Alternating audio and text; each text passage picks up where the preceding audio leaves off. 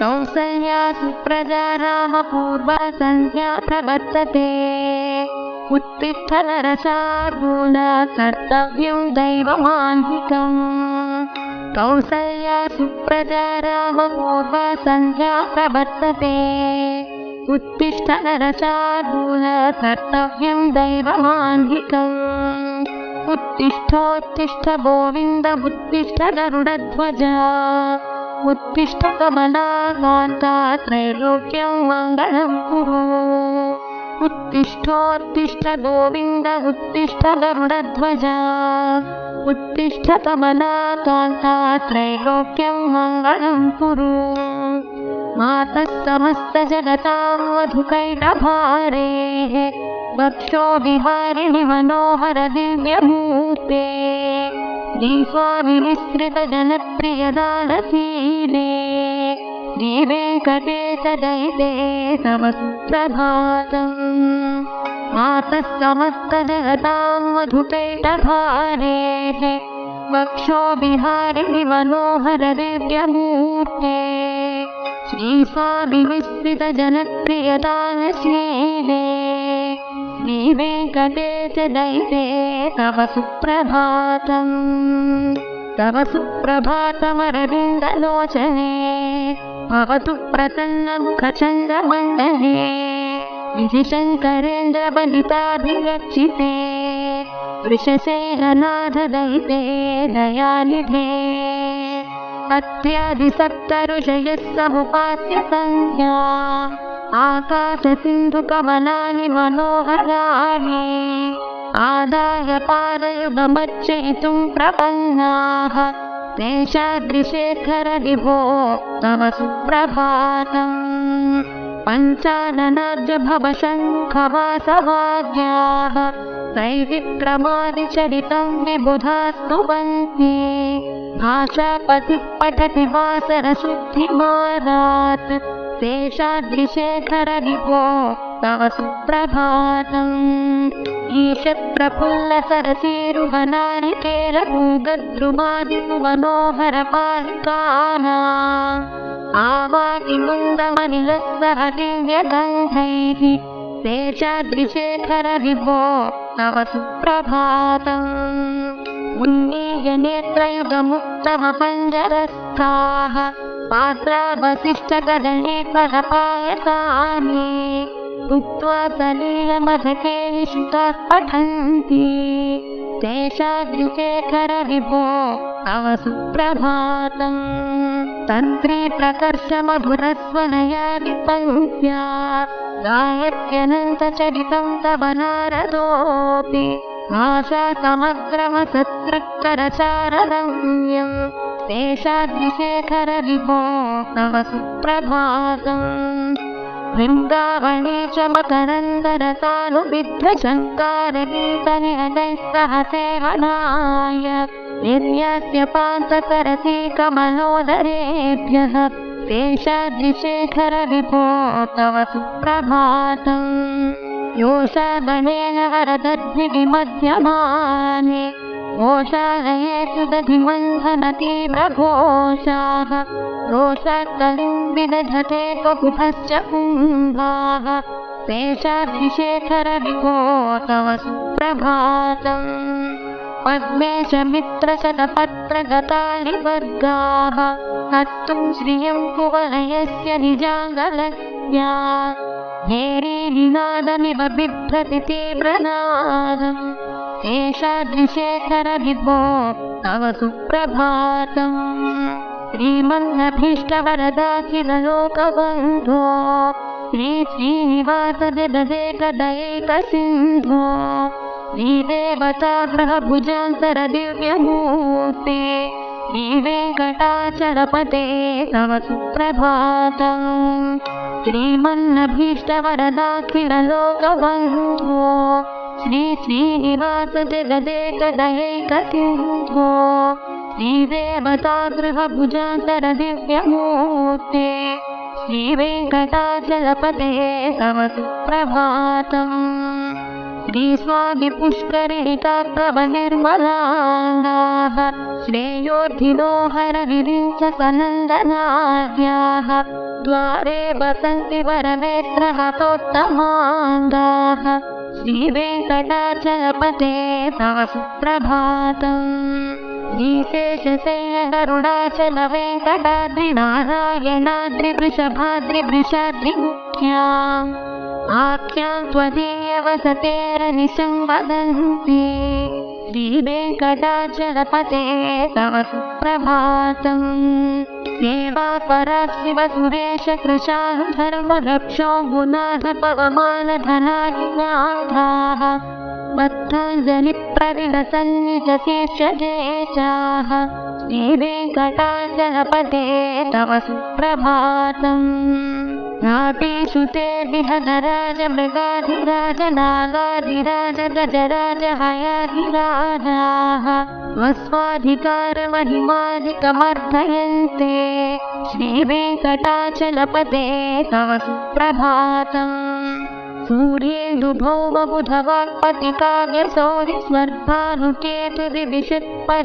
सूर्येन्दुभौमबुधवाक्पतिकाव्यसौरिस्वर्भानुकेतुर्विशत्परिषत्प्रधानाः त्वद्दासदासचरमावरिदा सदासाः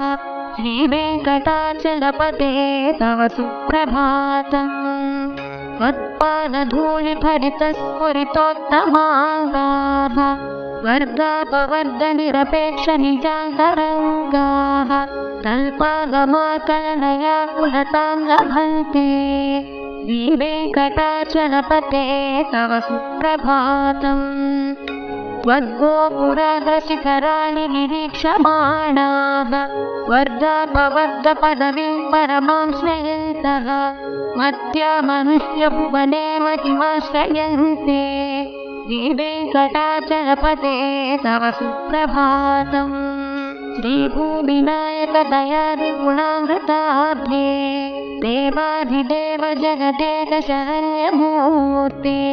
श्रीमन्नन्तकरुणादिभिरर्चिताङ्घ्रे श्रीवेङ्कटाचलपते तव सुप्रभातम् श्रीपद्मनाभपुरुषोत्तमवासुदेव वैकुण्ठमाधव जनार्दन चक्रपाणे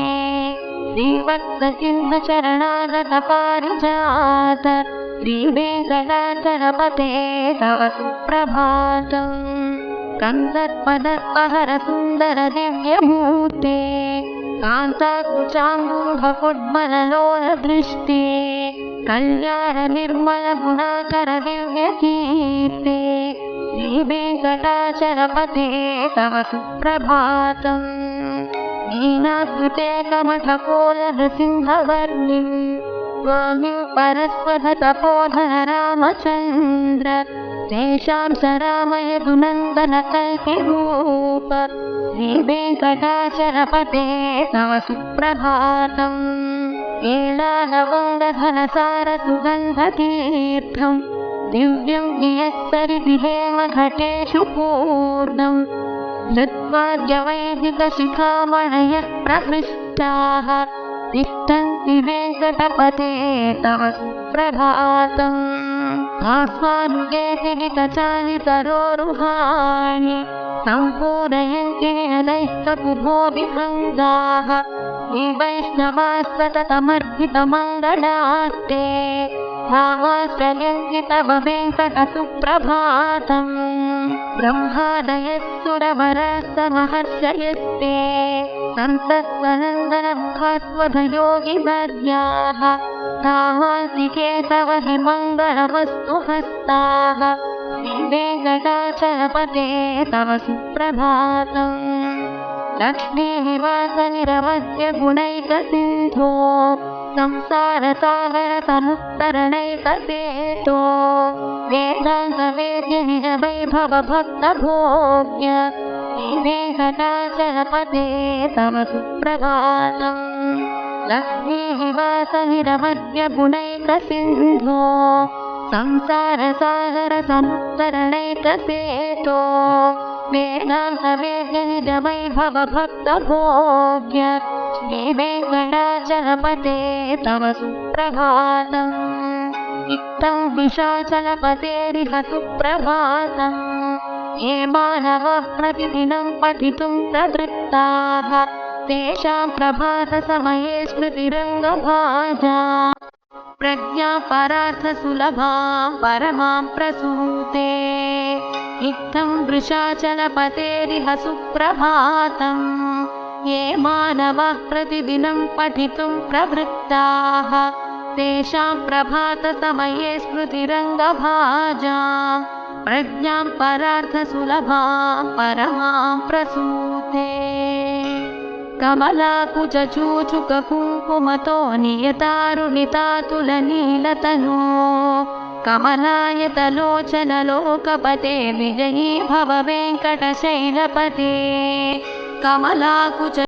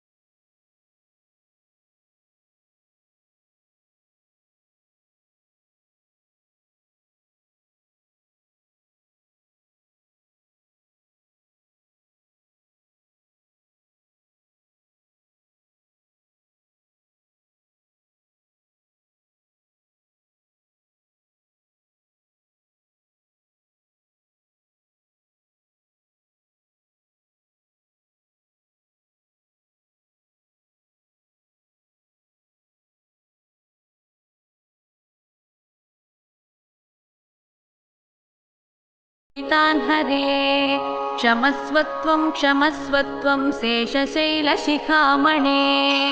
अज्ञानिना मया दोषान् शेषान् विहितान् हरे क्षमस्वत्वं क्षमस्वत्वं शेषशैलशिखामणे ईशानां जगतोऽस्य वेङ्कटपतेर्विष्णोः परां प्रेयसीं तद्वक्षस्थलनित्यवासरसिकां तच्छान्तिसंवर्धिनीं पद्मालङ्कृतपाणिपल्लवयुगां पद्मासनस्थां श्रियं वात्सल्यादिगुणोज्ज्वलां भगवतीं वन्दे जगन्मातरम् ईशानां जगतोऽस्य वेङ्कटपतेर्विष्णोः परां प्रेयसीं तद्वक्षस्थलनित्यवासरसिकां तच्छान्तिसंवर्धिनीं पद्मालङ्कृतपाणिपल्लवयुगां पद्मासनस्थां श्रियं वात्सल्यादिगुणोज्ज्वलां भगवतीं वन्दे जगन्मातरम् श्रीमन्कृपाजलनिधे कृतसर्वलोकसर्वज्ञशक्तनतवत्सल सर्वशेषिन् स्वामिं सुशीलसुलभाश्रितपारिजात श्रीवेङ्कटेशचरणौ शरणं प्रपद्ये श्रीमन्कृपाजलनिधे कृतसर्वलोकसर्वज्ञशक्तनतवत्सल सर्वशेषिन् स्वामिं सुशीलसुलभाश्रितपारिजात श्रीवेङ्कटेशचरणौ शरणं प्रपद्ये आनूपुरार्पितसुजातसुगन्धिपुष्पसौरभ्यसौरभकरौ समसन्निवेशौ सौम्यौ सदानुभवनेऽपि नवानुभाव्यौ श्रीवेङ्कटेशचरणौ शरणं प्रपद्ये सद्यो विकासि समुदित्वरसान्द्ररागसौरभ्यनिर्भरसरोरुहसाम्यवार्तां सम्यक् साहसपदेषु विलेखयन्तौ श्रीवेङ्कटेशचरणौ शरणं प्रपद्ये रेखामयध्वजसुधाकलशातपत्रवज्राङ्कुशाम्बुरुहकल्पकशङ्खचक्रैः भव्यैरलङ्कृततलौ परतत्त्वचिह्नैः श्रीवेङ्कटेशचरणौ शरणं प्रपद्ये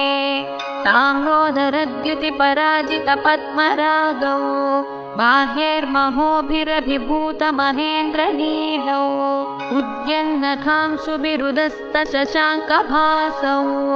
श्रीवेङ्कटेशचरणौ शरणं प्रपद्ये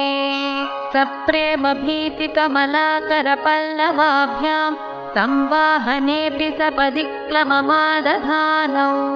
कान्ताववाङ्मानसगोचरसौ कुमार्यौ श्रीवेङ्कटेशचरणौ शरणं प्रपद्ये लक्ष्मीमहीतदनुरूपनिजानुभावलीलादिदिव्यमहिषीकरपल्लवानाम् आरुण्यसङ्क्रमणतः किल सान्द्ररागौ श्रीवेङ्कटेशचरणौ शरणं प्रपद्ये नित्यानमद्विधिशिवादिकिरीटकोटिप्रत्युक्तदीप्तनवरत्नमहप्ररोहैः नीराजनाविधिमुदारमुपादधानौ श्रीवेङ्कटेशचरणौ शरणं प्रपद्ये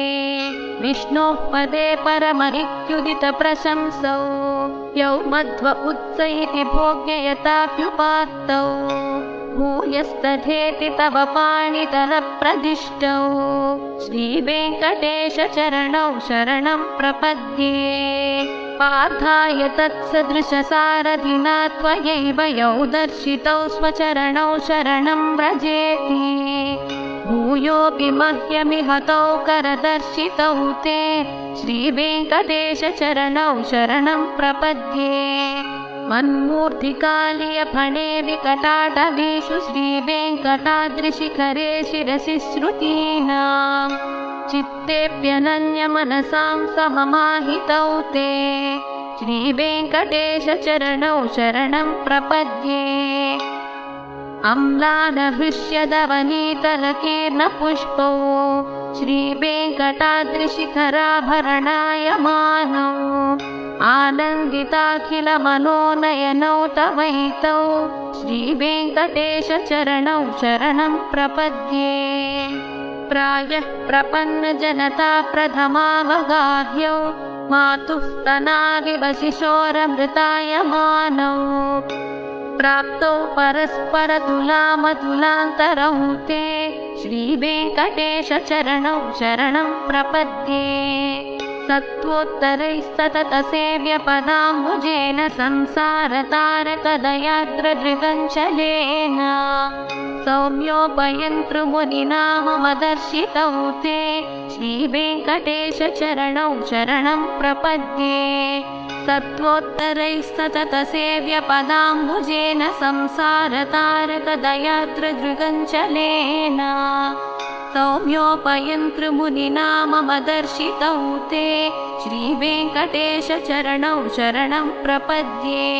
श्रीशश्रिया घटिकया त्वदुपायभावे प्राप्ये त्वयि स्वयमुपेयतया स्फुरन्त्या नित्याश्रिताय निरवध्यगुणाय तुभ्यं त्यां किङ्करो वृषगिरीश न जातु मह्यम् श्रीशश्रिया घटिकया त्वदुपायभावे प्राप्ये त्वयि स्वयमुपेयतया स्फुरन्त्या नित्याश्रिताय निरवध्यगुणाय तुभ्यं स्यां किङ्करो वृषगिरीश न जातु मह्यम् श्रियः कान्ताय कल्याणनिधये निधयेऽर्थिनां श्रीवेङ्कटनिवासाय श्रीनिवासाय मङ्गलम् श्रियः कान्ताय कल्याणनिधये निधयेऽर्थिनाम् श्रीवेङ्कटनिवासाय श्रीनिवासाय मङ्गलम् लक्ष्मी सविभ्रमालोकशुभ्रूविभ्रमचक्षुषे चक्षुषे सर्वलोकानां वेङ्कटेशाय मङ्गलम् श्रीवेङ्कटाद्रिशृङ्गाग्रमङ्गलाभरणाङ्ग्रये मङ्गलानां निवासाय वेङ्कटेशाय मङ्गलम् सर्वावयसौन्दर्यसम्पदा सर्वचेतसां सदा सम्मोहनायास्तु वेङ्कटेशाय मङ्गलम् नित्याय निरवध्याय सत्यानन्दचिदात्मने सर्वान्तरात्मने श्रीमद्वेङ्कटेशाय मङ्गलम् स्वतः सर्वविदे सर्वशक्तये सर्वशेषिणे सुलभाय सुशीलाय वेङ्कटेशाय मङ्गलम् परस्मै ब्रह्मणे पूर्णकामाय परमात्मने प्रयुञ्जे परतत्त्वाय वेङ्कटेशाय मङ्गलम् आकालतत्त्वमश्रान्तमात्मनाममनुपश्यताम् अतृप्त्यमृतरूपाय वेङ्कटेशाय मङ्गलम् प्रायस्वचरणौ पुंसां शरण्यत्वेन पाणिना कृपया दिशते श्रीमद्वेङ्कटेशाय मङ्गलम् दयामृततरङ्गिण्यास्तरङ्गैरिव शीतलैः अपाङ्गैः सिञ्चते विश्वं वेङ्कटेशाय मङ्गलम् स्रग्भूषाम्बरहेतीनां सुषमावहमूर्तये सर्वार्तिशमनायास्तु वेङ्कटेशाय मङ्गलम् श्रीवैकुण्ठविरक्ताय स्वामी पुष्करिणीतटे रमया रममाणाय वेङ्कटेशाय मङ्गलम् श्रीवैकुण्ठविरक्ताय स्वामी पुष्करिणीतटे रमया रममाणाय वेङ्कटेशाय मङ्गलम् श्रीमत्सुन्दरजामातृमुनिमानसवासिने सर्वलोकनिवासाय श्रीनिवासाय मङ्गलम्